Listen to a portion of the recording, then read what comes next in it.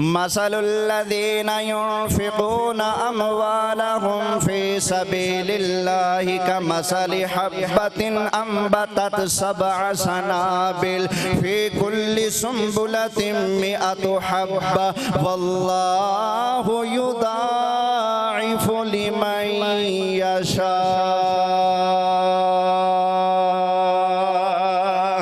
कुरान की इस आयत ने बताया जो बंदा अल्लाह ताला की बारगाह में 1 रुपया खर्च करता है, एक नेकी करता है, एक अच्छा काम करता है, अल्लाह ताला एक के बदले में 700 अता फरमाता है। चाहे तो 1400 अता फरमाए, चाहे तो 2100 अता फरमाए, चाहे तो 2800 अता फरमाए, चाहे तो 3500 अता फरमाए, चाहे तो 4200 अता फरमाए, चाहे तो 4900 अता फरमाए, चाहे तो 5600 अता फरमाए। या अल्लाह क्या तेरे फजल की हद हो गई? फरमाया ना ना, वल्लाहु युदाइफु लिमन यशा।